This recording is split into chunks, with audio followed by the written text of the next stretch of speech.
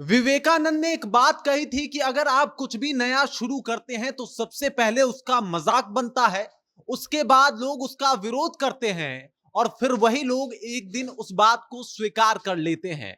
और इसी थ्योरी पे अगर प्रशांत किशोर को हम लोग रखें तो आपने देखा होगा कि किस तरीके से प्रशांत किशोर जब बिहार भ्रमण पे निकले थे तो शुरू में उनका मजाक बना था। फिर अब स्थिति ऐसी है कि लोग जो है उनका विरोध भी कर रहे हैं और कुछ लोग ऐसे हैं जो उनको स्वीकार भी रहे हैं और इसी के ऊपर हम बातचीत करने वाले हैं। हम आपको बताने वाले हैं कि विधानसभा चुनाव 2025 जिसका दिन काफी करीब आते जा रहा है, उसमें कैसे प्रशांत किशोर एक बड़े ही गेम चेंजर की भूमिका में आपको नजर आ सकते हैं।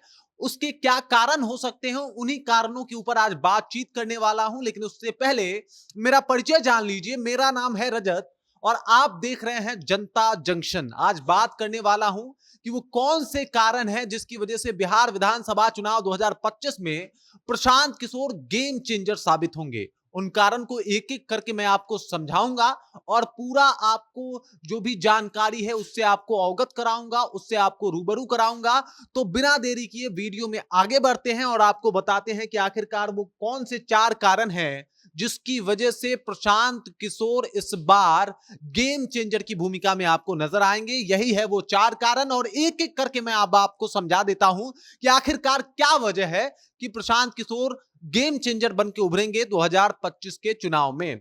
तो सबसे पहला वजह है जेडीयू, आरजेडी, बीजेपी से जनता जो है वो थक गई है। वही पुराने भाषण, वही पुराने तौर, वही पुराने तरीके, उसी तरीके की बातचीत, बिहार को शानदार बनाने का वादा, सब कुछ सुन चुका है जनता। बिहार की जनता ने देखा कि क्या क्या कौन कौन नेता वादा करते हैं और सब लोगों ने किया भी। वही लालू यादव का अपना पुराना भाषण, वही पुराना टोन, उसी पे तेजस्वी यादव आगे बढ़ रहे हैं।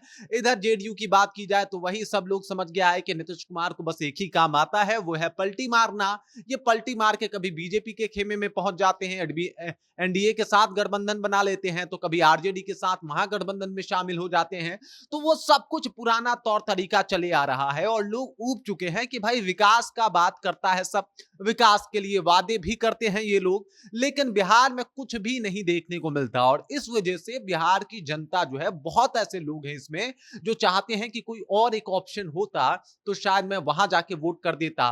मतलब इससे पहले तो कोई ऑप्शन ही नहीं था, या तो आप लालू को चुनेंगे या नीतीश को चुनेंगे, या तो आप तेजस्वी को चुनेंगे नहीं तो सम्राट चौधरी को चुनेंगे। आपके पास कोई और विकल्प नहीं था। आप बीजेपी के साथ जाइए नहीं तो आरजेडी के साथ जाना पड़ेगा। तो इस तरीके का माहौल था और इस वजह से जनता जो है वो ऊब चुकी थी। कुछ सालों से यही कुछ देखने को मिल रहा था, जनता परेशान थी। और उस वक्त एक ऑप्शन आता है जिसका नाम है पीके। पीके और फिर जनता को लगता है कि ये एक ऑप्शन हो सकते हैं। और इस वजह से हो सकते हैं क्योंकि इन लोगों से, जेडीयू से, आरजेडी से, बीजेपी से जनता जो है वो ऊब चुकी है। इस वजह से उसने तीसरा ऑप्शन चुना, प्रशांत किशोर और प्रशांत किशोर की पार्टी जन स्वराज के रूप में। हालांकि अभी ये पार्टी बनी नहीं है, 2 अक्टूबर को ऑफिशियल तौर पे पार्टी बन जाएगी जिसकी ऑफिशियल घोषणा कर चुके हैं प्रशांत किशोर। तो जनता जब इनसे ऊब गई है तो वो तीसरे ऑप्शन की तरफ जा रही है और तीसरा ऑप्शन जो है वो प्रशांत किशोर है। चलिए अब आते हैं दूसरे ऑप्शन की तरफ। दूसरा ऑप्शन ये है, दूसरा कारण ये है कि मुसलमान और महिला जो है वो प्रशांत किशोर से बहुत खुश है। अब मुसलमान क्यों खुश है तो देख लीजिए। इन्होंने कहा कि मुसलमानों के नाम पे हर एक पार्टियों ने वोट तो मांगा लेकिन मुसलमानों के लिए कुछ किया नहीं।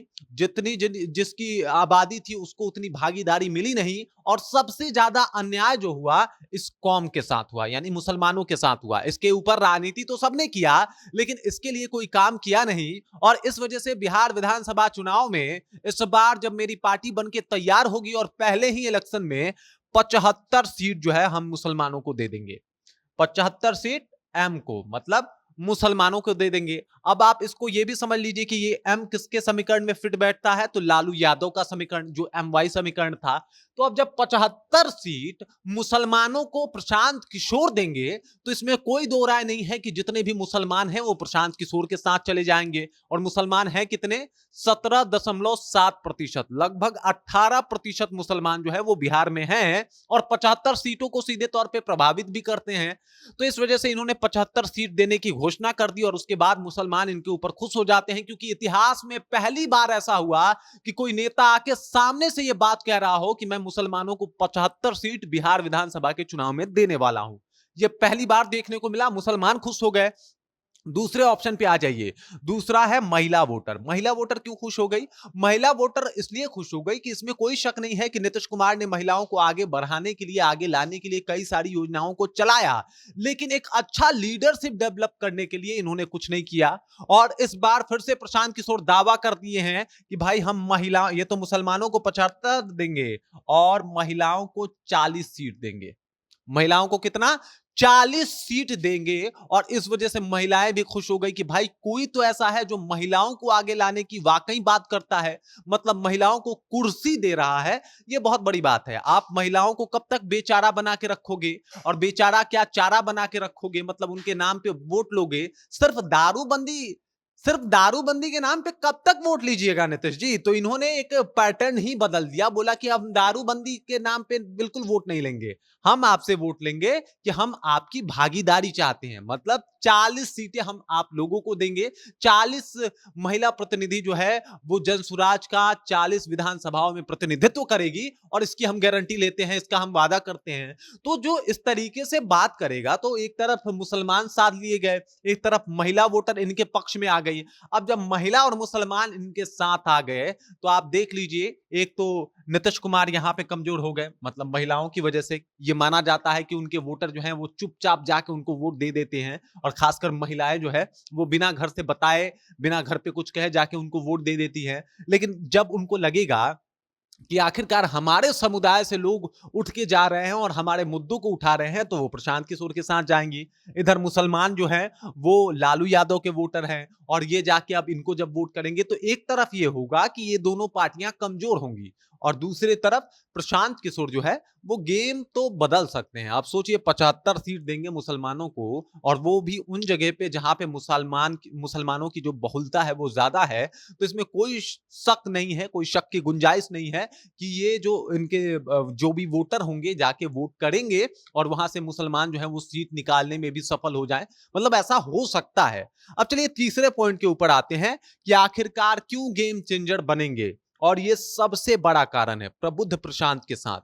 अब प्रबुद्ध लोग वो लोग, आप देखिए जब भी प्रशांत किशोर अपना भाषण देते हैं, अपनी बातों को रखते हैं, तो बताते हैं कि हम जिस भी जिले में जाते हैं, जितने भी पढ़े लिखे लोग हैं वो हमारे साथ आ जाते हैं। आपने देखा भी होगा, इन्होंने बताया भी था उंगली पे गिनवा के कि जितने भी अच्छे डॉक्टर हैं वो हमारे साथ हैं, जितने भी अच्छे वकील हैं वो हमारे साथ हैं, जितने भी अच्छे प्रोफेसर हैं वो हमारे साथ हैं। मतलब जितने भी प्रबुद्ध लोग हैं वो हमारे साथ हैं। एक आखिरी में तो इन्होंने ये तक बता दिया कि 100 से 150 तक आईएएस आईपीएस अधिकारी जो हैं वो भी हमारे साथ हैं। तो ये बताता है कि जितने भी प्रबुद्ध लोग हैं वो इनके साथ हैं। और प्रबुद्धों की एक खास बात होती है, जो लोग पढ़े लिखे लोग होते हैं, जिनके ऊपर लोग भरोसा जताते हैं, उनकी एक खास बात होती है कि वो लोग अपना इंपैक्ट बहुत अच्छा बनाते हैं अपने समाज में। अब देखिए, कोई अगर डॉक्टर होगा तो अकेले डॉक्टर थोड़े होगा, कई लोग उससे जुड़े होंगे, और जो लोग उससे जुड़े होंगे उसकी बातों को सुनते हैं। मतलब अकेला एक एक इनका वोटर 10 वोटरों को जो है इन्फ्लुएंस कर सकता है और इनको लेके वोट करवा सकता है। इसीलिए कहा जाता है कि जो तेज लोग होते हैं उनकी संगति आपको हमेशा फायदा पहुंचा सकती है। और इस वजह से अगर प्रबुद्ध प्रशांत के साथ हैं, आईएएस अधिकारी प्रशांत के साथ हैं, डॉक्टर प्रशांत के साथ हैं, वकील प्रशांत के साथ हैं, या फिर जितने भी ऐसे लोग जो वाकई चाहते हैं कि बिहार को बदला जाए, तो वो लोग इनके साथ हैं। आपको ये तक बताया था मैंने एक न्यूज में, जहां पे पंकज त्रिपाठी ने कहा था ऑन मीडिया में आके, मतलब मीडिया के सामने आके उन्होंने कहा था कि हमको लगता है कि अगर बिहार को कोई बेहतर बना सकता है तो वो प्रशांत किशोर हैं। कितना बड़ा बयान दे दिया उन्होंने। और आपको भी ये पता है कि जो पंकज त्रिपाठी हैं उनकी कदकाठी क्या है बिहार में, लोग किस तरीके से उनको देखना, उनको सुनना पसंद करते हैं। और जब वो आके प्रशांत किशोर की तारीफ करते हैं तो आप इससे प्रशांत किशोर का अंदाजा लगा सकते हैं कि जितने भी इंटेलेक्चुअल लोग हैं, जितने भी प्रबुद्ध लोग हैं, वो प्रशांत के साथ चले गए हैं और उनका इंपैक्ट बहुत ज्यादा पड़ने वाला है। और इस वजह से भी ये इस बार बिहार विधानसभा चुनाव में पूरा गेम बदल के, पूरा गेम अलग करके रख देने वाले हैं। और अब आइए चौथे मुद्दे के ऊपर बात कर लेते हैं। चौथा मुद्दा है कि जब ये इनका जो चुनाव का विजन है, जो मुद्दा है, वो बहुत अलग है, बाकी पार्टियों से बहुत अलग है। बाकी पार्टियों का मुद्दा अलग ही होता है।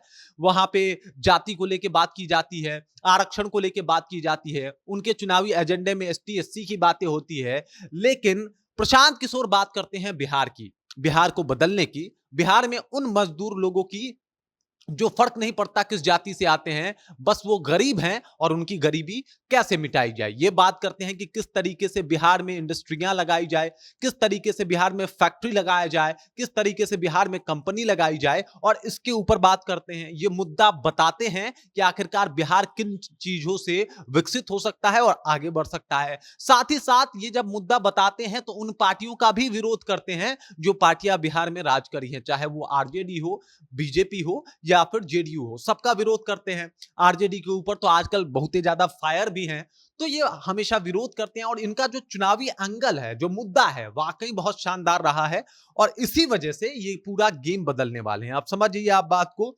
आरजेडी के मन में भले ही ये हो कि हम दारू चालू करवा सकते हैं, लेकिन आरजेडी ने कभी भी ऑफिशियल तौर पे इस बात को नहीं बोला, लेकिन इन्होंने ऑफिशियल तौर पे कहा कि हम 15 मिनट में दारू जो है वो चालू करवा देंगे। ये मीडिया में आके बोल रहे हैं कि हम 15 मिनट में दारू चालू करवा देंगे, और इसके अलावा इन्होंने ये तक कह दिया कि मुझे फर्क नहीं पड़ता कि अगर इस बात से कोई बुरा मानता है तो माने, बल्कि बात यह है कि बिहार में दारूबंदी का कोई फायदा नहीं हुआ है, अपितु बिहार को और ज्यादा नुकसान ही हुआ है। मैं कोई हठी आदमी नहीं हूं, मैं दारू चालू करवा दूंगा, और अगर इससे मुझे नुकसान होता है तो वो भी झेलने को तैयार हूं।